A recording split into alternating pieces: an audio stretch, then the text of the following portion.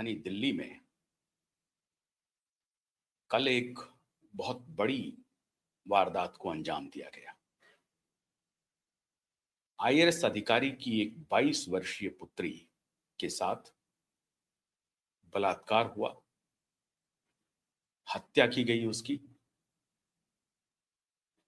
और हत्यारा आराम से घर से निकल गया। ये और बात है कि पुलिस ने उसे गिरफ्तार कर लिया है। हत्यारा कोई बिल्कुल मामूली इंसान आपको आपकी नजर में लग रहा होगा,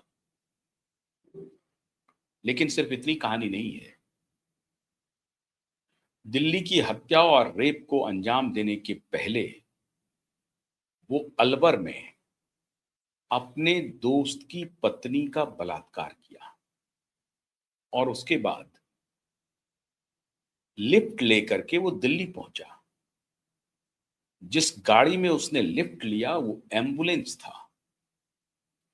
एम्बुलेंस में लिफ्ट लेकर के वो दिल्ली पहुंचा और बिल्कुल सवेरे सवेरे वो इस आईआरएस अधिकारी के घर पहुंच गया जिसके यहां वो महीने डेढ़ महीने पहले तक काम करता था, और उसको इस आईआरएस अधिकारी ने काम पर से हटा दिया था, निकाल दिया था। वो वापस आया। उसको सब मालूम था कि सुबह सुबह पति पत्नी वॉक के लिए जाते हैं और चाबी मेन गेट के बाहर रहता है, जहां जो मेड आती है या आता है घर में काम करने वाला, वो उस चाबी को खोल लेता है, अंदर जाता है, सफाई करता है, फिर चले जाता है। लेकिन उसकी 22 वर्षीय बेटी आईआरएस अधिकारी की उनकी घर में थी, पढ़ाई कर रही थी, इंजीनियरिंग की छात्रा थी और यूपीएससी एस्पिरेंट थी, यूनियन पब्लिक सर्विस कमीशन की तैयारी कर रही थी। हत्यारा अंदर घुसा, पहले कहा कि चाबी दे दो, मैम ने कहा है कि मुझे कुछ पैसे देने हैं, वो पैसे दे दो।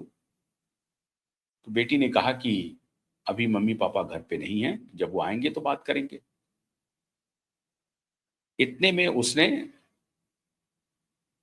मोबाइल चार्जर और लैपटॉप चार्जर वाले वायर से उसके ऊपर हमला कर दिया और उसे दबोच लिया और गला दबा करके उसको पहले मारने की कोशिश की। उसने काफी अपने तरफ से रिवोल्ट किया, लड़ी, जितना हो सकता था उसने खुद को बचाने की कोशिश की।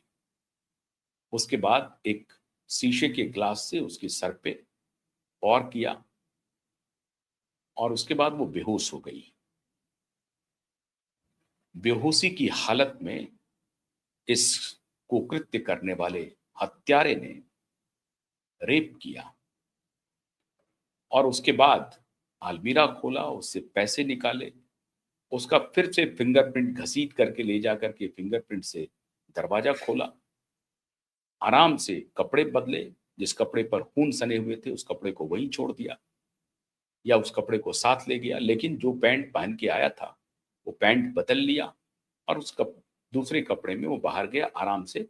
बाहर में एक गार्ड ने उसे रोका भी, लेकिन वो आराम से निकल गया चकमा दे करके। पुलिस ने बाद में उसे गिरफ्तार कर लिया है। गिरफ्तारी के बाद मामला अदालत में जाएगा, पेशी होगी, सुनवाई होगी। और सुनवाई की कहानी ये है, 2012 में निर्भया केस आप सबने सुना होगा, देखा होगा। पूरा देश आग बबूला था निर्भया केस को लेकर के। एक साल में उसके फैसले आ गए, पूरा देश आग बबूला था, उबल रहा था।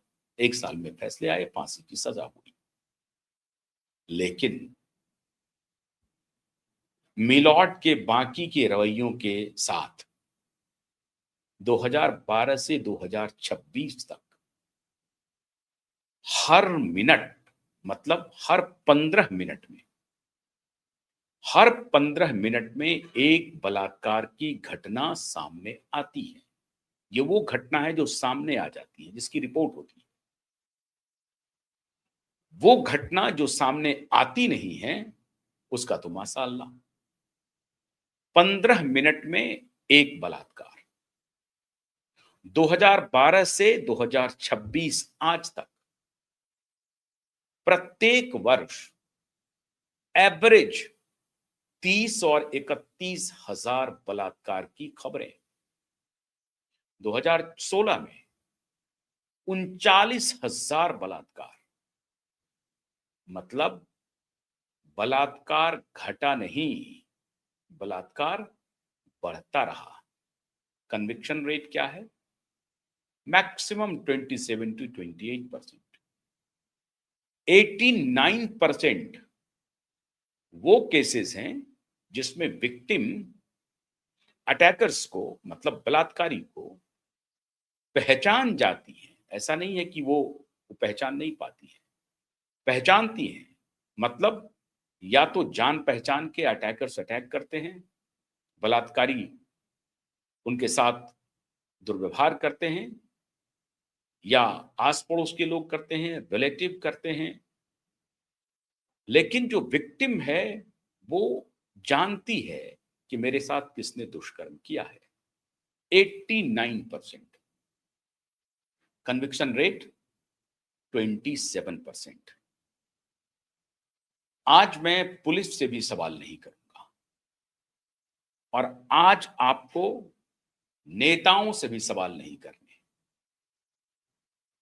आज आपको पूरी विनम्रता के साथ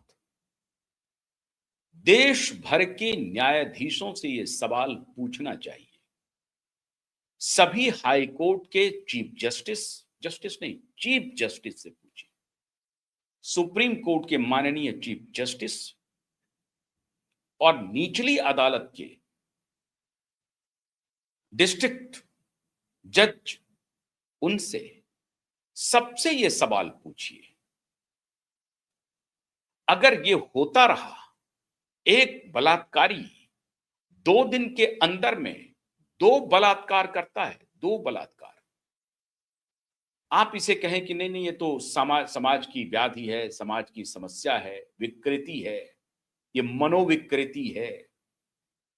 मनोविकृति पर अंकुश लगाया जा सकता है। यूनाइटेड अरब अमीरात में मनोविकृति करने वाले नहीं है क्या? आप कहेंगे कि नहीं, यूनाइटेड अरब अमीरात तो हम नहीं बन सकते हैं, वहां तो जंगल लॉ लागू है। सवाल है, जंगल लॉ लागू नहीं है, आपने कौन सा कानून बनाया है? आपका कौन सा कानून है? बेहोशी की हालत में बलात्कार हो रहे हैं, बेहोशी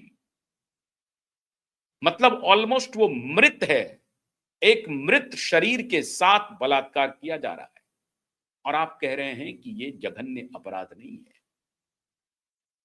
उस इलाके में हो रहे हैं जो इलाके पॉश इलाके हैं, उस घर में हो रहे हैं जो सबसे सुरक्षित घर है। सबसे सुरक्षित घरों में एक। अब रेवेन्यू सर्विस के हैं, रेलवे सर्विस के हैं, लेकिन एक ब्यूरोक्रेट, सीनियर ब्यूरोक्रेट के घर में जो डिजिटली पूरी तरह से सिक्योर्ड है, पॉश इलाका है, गार्ड मौजूद है, और उसके बाद ये बलात्कार हो रहे हैं और कन्विक्शन रेट 27%, 28%। हर 15 मिनट में बलात्कार की एक घटना प्रकाश में आ रही है। आप विशाखा गाइडलाइन बनाते रहिए, आप गाइडलाइन बनाते रहिए। दुर्भाग्य की बात तो यह है